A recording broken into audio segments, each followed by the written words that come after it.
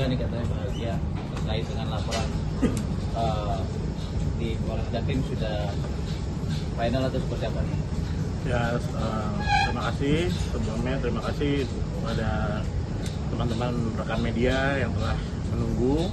Ya, hari ini kami ingin mengabarkan proses kelanjutan di kepolisian, di mana dari SP2HP terakhir yang kami terima dan dari keterangan penegak hukum dari penyidik bahwa tanggal 12 Januari kemarin sudah adanya tahap 2 ke kejaksaan, di mana tersangka terlapor kami di kepolisian atas nama Yogi Rinaldi sudah ditahan sebagai statusnya di tahanan kejaksaan ya, di mana saat ini menurut kabar yang sudah kami validasi dari penegak hukum sudah ditahan di Rutan Cipinang dalam laporan pasal 44 PKDRT yang kami laporkan, di mana kami juga telah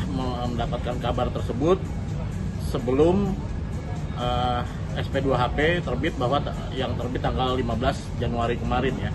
Ya, kami ada kewajiban untuk memberikan keterangan pers media dalam hal untuk pemenuhan kelanjutan dari laporan seperti itu. Berarti dalam arti ini ditahan di Rutan Cipinang sementara untuk menunggu proses pengadilan. Iya, sementara ini sebagai tahanan Kejaksaan Jakarta Timur yang menahan dari tersangka. Yang selanjutnya nanti kita akan menunggu proses pengadilan ya, di mana kan untuk mencari keadilan klien kami Mbak Ratu Meta seperti itu. Sejak kapan itu? Dari tahap 2 ya. Tahap 2 itu di 12 Januari ya, 2026 kemarin ya. Untuk kasus KDRT ya? Ya, untuk kasus PKDRT. KDRT ya. Meta seperti apa nih mendapat kabar dan akhirnya sampai juga nih kayak ditahan? Apa ya, gimana lagi ya, karena ya bagus sih tanggapannya, sudah kejaksaan sih ya. Saya berterima kasih untuk kejaksaan karena cepat banget ya, langsung ada tanggapan. Terus juga si bapaknya anak-anak juga udah di sel, karena dari beberapa dia banyak banding nih ya, dari pengadilan agama banding, pengen nilai sekian, ya udah Pak, ikutin aja, udah kita nggak usah ngotot, udah biarin aja dulu. Terus sekarang banding lagi, kasasi, kita ngikutin, kita tuh nggak pernah yang ngebanding juga, kita diem aja udah. Dia minta banding 2 anak 3 juta, oke kita ikutin. Sampai saat ini aja 3 juta nggak ada masuk untuk anak-anak. Udah berapa bulan, bayangin, udah hampir 4 bulan kali nggak ada. Jadi ya sudah lah gitu. Jadi biar kalian juga masyarakat di sana tahu nih gitu, yang playing victim tuh siapa kayak gitu. Puas nggak sih Kak? Puas nggak sih? Belum lihat sih ya jadinya gimana ya. Belum lihat sih. Cuma kalau saya pribadi sih ya saya serahkan aja kembali lagi sama Allah, karena kalau saat ini saya lebih baik memperbaiki diri ya. Dia juga lebih introspeksi diri ya, dia kan seorang bapak nih dari anak-anak, gimana nih gak ada tanggapan sekali untuk anak-anaknya. Sampai saat ini aja anaknya aja ditelantarin gitu kan. Tapi ya alhamdulillahnya, puji syukur anak-anak sehat. Anak-anak juga sama sekali tidak mengenal sosok siapa ayahnya, atau ya masih anak-anak juga ya, masih kecil, jadi belum tahu juga permasalahan seperti ini. Ya happy lah. Pak Maji, sebelumnya tidak ada gelar perkara atau bagaimana gitu Pak Maji? Ya, tentunya kalau sudah sampai tahap 2 berarti sudah gelar perkara dari proses penyelidikan ke penyidikan, gelar perkara dari penyidikan ke tersangka, gelar perkara ke tersangka kan pasti sudah dilakukan kan. Makanya bisa P21 dan di tahap 2 ini kan ditahan. Kita tinggal menunggu proses peradilan aja di pengadilan, nantinya Pengadilan Negeri Jakarta Timur ya, karena lokus delikti kan di Jakarta Timur ya, seperti itu. Ancar-ancarnya bulan kapan itu mau disidangkan ini? Ya, kami kalau melihat dari pengalaman dari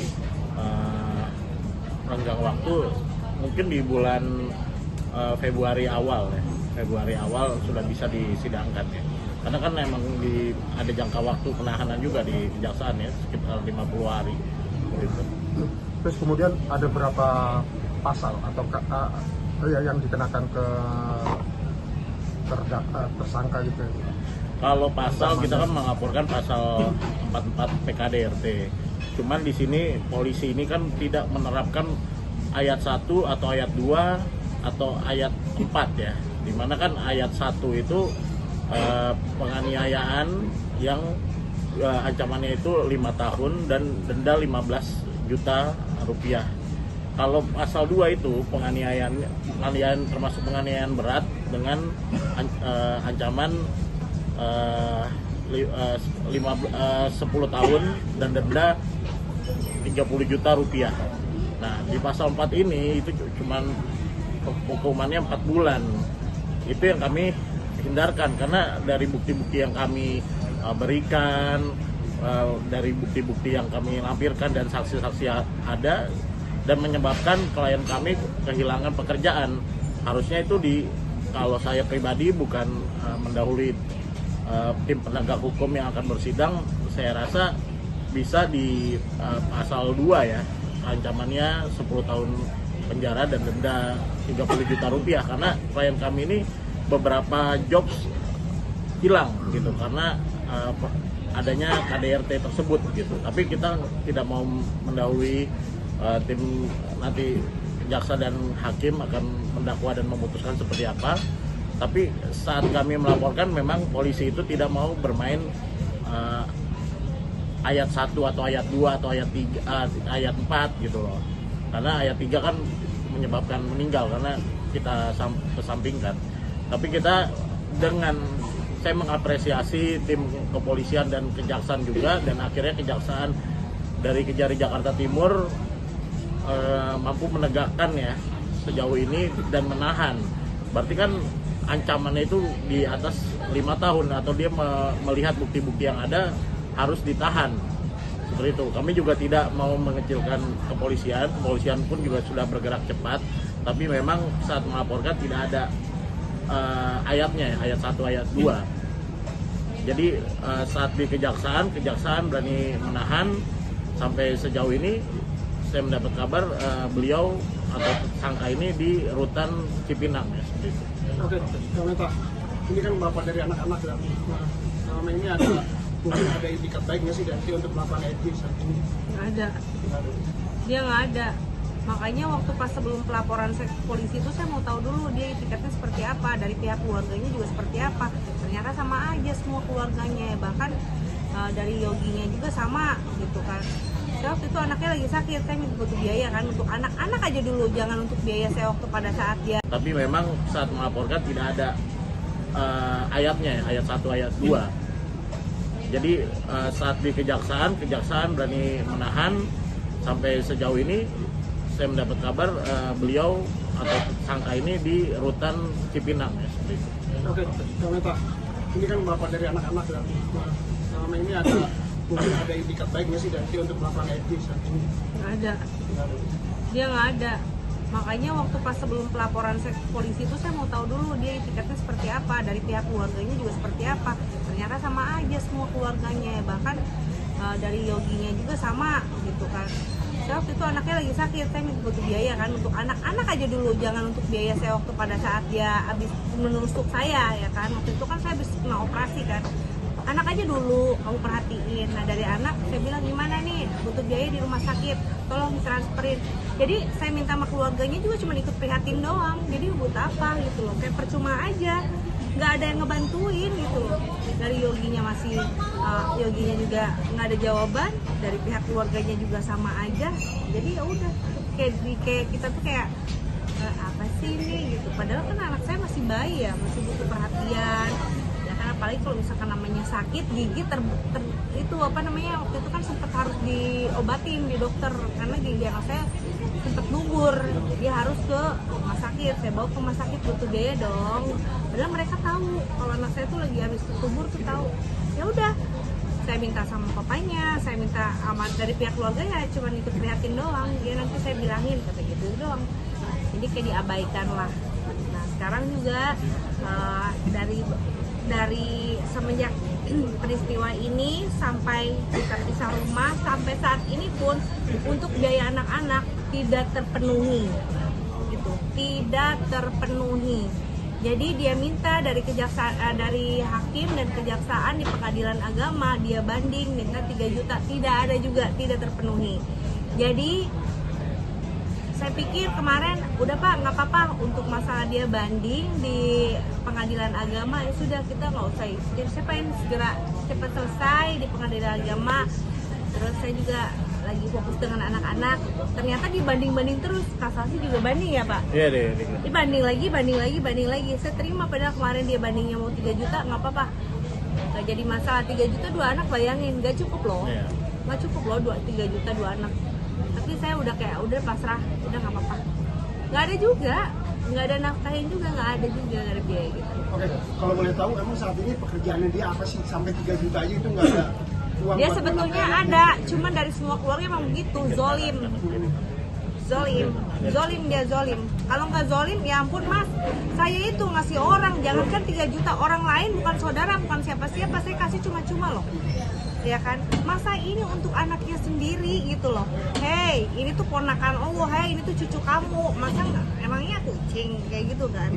Semuanya zolim, udah gitu aja.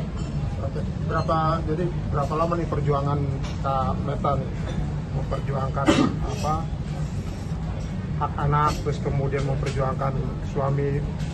Udah lama juga, makanya saya mikir gini, gak ada guna juga mereka.